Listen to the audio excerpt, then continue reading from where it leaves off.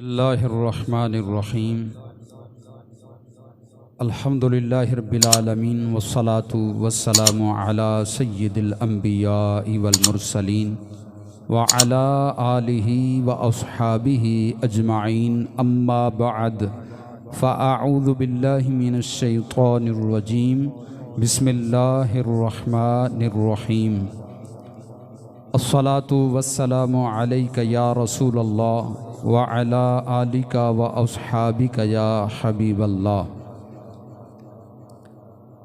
मौलाया सल्लि व सल्लिम दाइमन अबदन अला हबीबिका खैरिल खल्क़ि कुल्लिहिमी। मोहतरम सामईन व नाज़रीन, अस्सलामु अलैकुम व रहमतुल्लाहि ताला व बरकातुहू।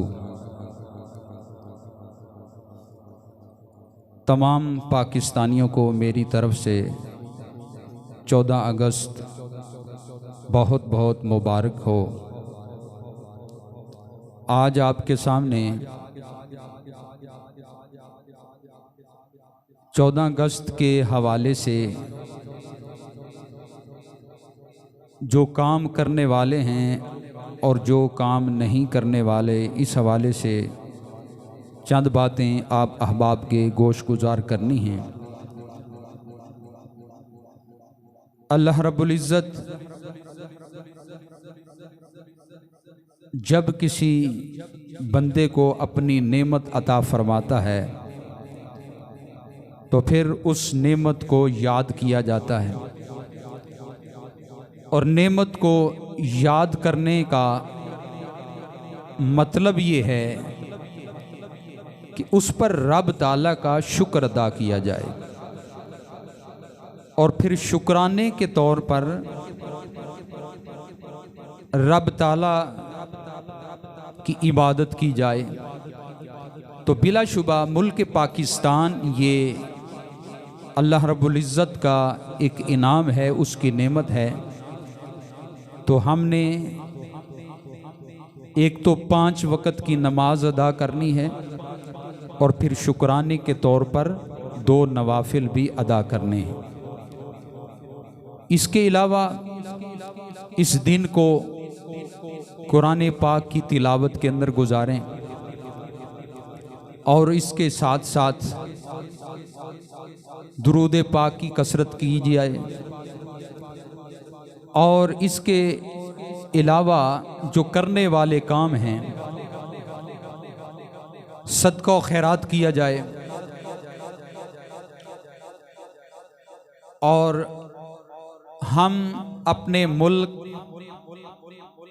की मोहब्बत के अंदर झंडे लगाते हैं, झंडियाँ लगाते हैं। तो इस बात का ख्याल किया जाए कि ये झंडे, ये झंडियाँ ज़मीन पर न गिरें और गंदगी में न जाएं। तो ये भी, इस बात का भी ख्याल किया जाए।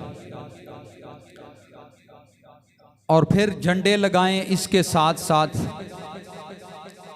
दरख्त भी एक लगाएं कि दरख्त लगाना है, पौधा बनाना है और इस मुल्क की तरक्की में अपना किरदार अदा करना है। और इस मुल्क पाकिस्तान की जड़ों के अंदर, इसकी बुनियाद के अंदर, इसकी बुनियादों में तकरीबन 30 लाख शुहदा का खून है। तो हमें चाहिए कि इस दिन हम अपने उन शुहदा को याद करें और उनके इसाले सवाब के लिए हम कुरान ख़ानी का एहतमाम करें। और इसके अलावा हम जो जश्न आज़ादी पर एक हुल्लड़बाजी का मुजाहरा करते हैं, मोटरसाइकिल के सलेंसर उतार देते हैं, तो ऐसा बराए मेहरबानी ना किया जाए कि जो मखलूक खुदा है उसको तकलीफ़ ना पहुंचाई जाए। तो मोटरसाइकिल के सलेंसर ना उतारे जाएं, वन व्हीलिंग ना की जाए। ऐसा करने से हर साल बेशुमार तादाद में लोग जो है वो कई तो जान से चले जाते हैं और फिर ज़ख्मी हालत में हो जाते हैं। किसी का बाजू टूट जाता है, किसी की टांग टूट जाती है, तो ये इस काम का नाम आज़ादी नहीं है। फिर इसके अलावा गाने बाजे इसका एहतमाम होता है, और ये दुकानदार हैं, ये भी वो बड़े बड़े बाजे लेके आते हैं। तो ये दुकानदारों से भी मेरी गुजारिश है कि बराए मेहरबानी इस काम से बचें। तो बाजा बजाना ये भी इस्लामी तालीमात के ख़िलाफ़ है। फिर इसी तरह गाना है, इस हवाले से तो नबी पाक अलैहिस्सलातु वस्सलाम ने हदीस में इसकी मज़म्मत बयान फरमाई है। और आपकी खिदमत में इस हवाले से मैं 2 हदीसें कोट करना चाहता हूँ। पहली हदीस है, अल गिनाउ युम्बितुन निफाका फिल कल्बी कमा युम्बितुल माउज़्ज़रा। नबी करीम अलैहिस्सलातु वस्सलाम ने इरशाद फरमाया कि गाना जो है ये दिल में मुनाफकत पैदा करता है। जिस तरह के पानी खेती को पैदा करता है, खेती को उगाता है, इसी तरह गाना दिल में निफाक और मुनाफकत को पैदा करता है। और दूसरी हदीस, नबी करीम अलैहिस्सलातु वस्सलाम ने इरशाद फरमाया, सौताने मलऊनाने फिद दुनिया वल आखिरा। 2 आवाज़ें ऐसी हैं जिनकी वजह से आसमान से लानत उतरती है। तो वो 2 आवाज़ें कौन सी हैं? एक रन्नतुन इंदा मुसीबतिन, कि जब घर के अंदर कोई परेशानी, कोई मुसीबत आ जाए, जिस तरह के घर में फौतगी हो जाती है, तो उस मौके पर औरत जो बैन करती है, एक है बेखुदी में इंसान की आंखों से आंसू आ जाते हैं। तो यहाँ पे उनके हवाले से गुफ्तगू नहीं है। ये जो औरतें बैन करती हैं और रोती हैं, चीखो पुकार करती हैं, कपड़े फाड़ती हैं, तो इस वजह से आसमान से लानत उतरती है। और दूसरी आवाज़, व मिज़मारुन इंदा नेमतिन, के गाने बाजे, ढोल डमके, इनका एहतमाम करना जब कोई खुशी का मौका आ जाए। किसी के घर में शादी है, मंगनी है। अब तो कई घरों में तो ऐसा भी होता है कि बच्चा पैदा होता है तो वो जनाब वहाँ भी गाने बाजे का सिलसिला शुरू हो जाता है। तो खुशी के मौके पर गाना बजाना, ढोल डबके, राग बाजे, इससे भी अल्लाह ताला की लानत उतरती है। तो खुदारा हर ऐसे काम से बचें कि जिससे हमारा रब नाराज़ हो, हमारा रसूल नाराज़ हो। तो हम ये जो 14 अगस्त का दिन है, और इसको हासिल करने का जो मकसद था वो ये था कि हम इस मुल्क के पाकिस्तान में रहकर अल्लाह और उसके प्यारे हबीब सल्लल्लाहु अलैहि वालैहि वसल्लम के अहकामात के मुताबिक अपनी ज़िंदगी बसर कर सकें।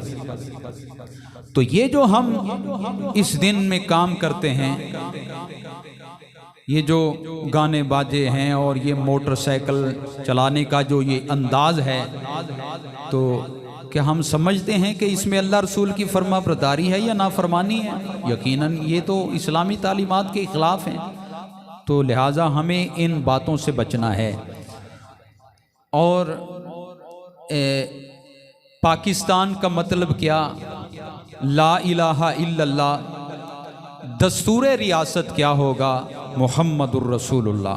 और इसमें अल्लामा मोहम्मद इकबाल रहमतुल्लाहि ताला अलैह आपकी खिदमत में एक नौजवान सवाल करता है कि आपने मुल्क पाकिस्तान तो हासिल किया है, अब इसका जो निज़ाम है वो क्या होगा? तो आपने फरमाया कि इसका निज़ाम तो वो बना हुआ है, और वो क्या है? वही है जो कुरान और हदीस का है। जो अल्लाह का कुरान कहता है वही इसका निज़ाम होगा, हमने इसको नाफिज करना है। और एक उन्होंने ये सवाल किया पहले कि पाकिस्तान कब बनेगा, तो कायद-ए-आज़म मोहम्मद अली जना अलैहिर्रहमा ने फरमाया कि पाकिस्तान तो उस वक़्त बन गया था जब पहला हिंदू मुसलमान हुआ था। जब पहला हिंदू मुसलमान हुआ था पाकिस्तान उसी दिन बन गया था। और इसका कानून क्या होगा? तो फरमाया वो जो अल्लाह का कुरान कहता है वही इसका कानून होगा।